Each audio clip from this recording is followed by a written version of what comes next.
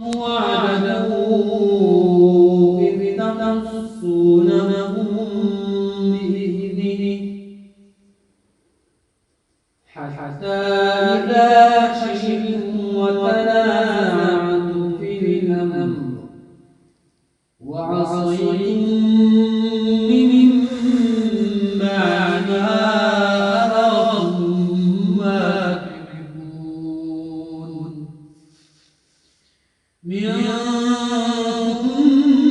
من يريد الدنيا ومنكم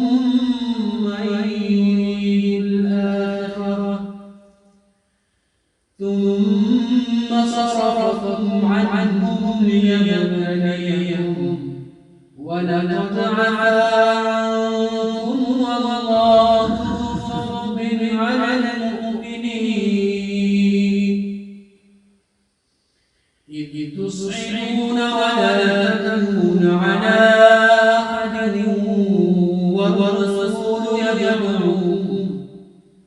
والرسول يدعوكم في أخراكم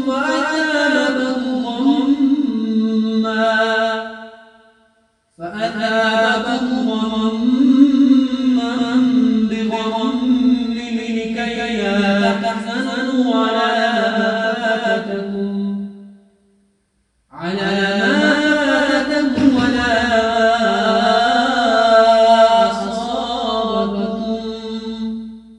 إن الله بما تعملون خبير